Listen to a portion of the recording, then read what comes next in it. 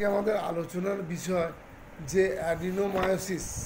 আমরা বলছি যে এন্ডোমেট্রিওসিস সম্বন্ধে আমরা সবাই জানি যে এন্ডোমেট্রিওসিসে ইউটেরাস থেকে এন্ডোমেট্রিয়াম যখন ইউটেরাসের বাইরে কোনো জায়গায় চলে যায় তখন তাকে এন্ডোমেট্রিওসিস বলে।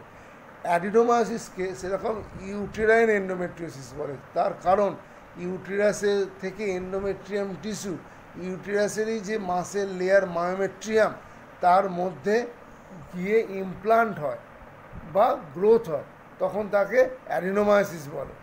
অ্যাডিনোমায়োসিস এর যে কী কী সাইন সিমটম দেখা যায়, অ্যাডিনোমায়োসিসের প্রথম সাইন সিমটম হচ্ছে ডিসমেনোরিয়া।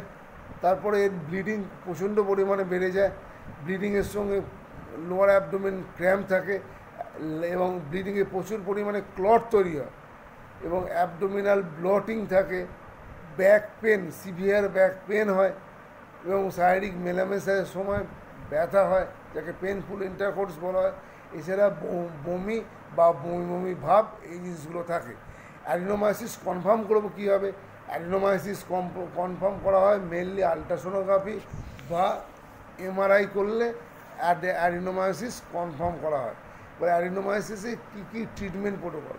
অ্যাডিনোমায়োসিসে মেনলি পিত্ত শমন এবং কফ হর চিকিৎসা করতে হয়, তার সঙ্গে রক্ত শমনেরও ট্রিটমেন্ট করতে হয়।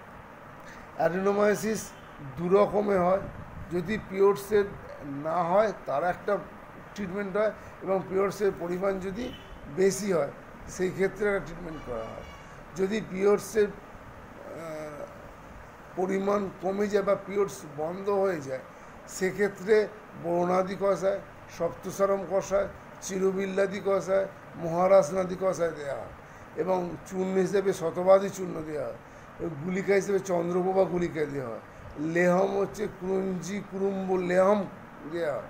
আর যদি মেট্রোরেজিয়া থাকে সেখানে নাগরাদি কষায়, মহাতিক্ত কষায়, চূর্ণ হিসেবে পুষ্পানক চূর্ণ, অশোকপত্তি চূর্ণ, ক্র্যাম্পের জন্যে ধন্বন্তরম ঘৃত বা ভদ্রাদি কষায় দেওয়া হয়, ব্যাক পেনের জন্য মুড়িবান্না এক্সটার্নালি লাগাতে বলা হয়, নসিয়ার ক্ষেত্রে মাতুলঙ্গ রসায়ন দেওয়া হয়।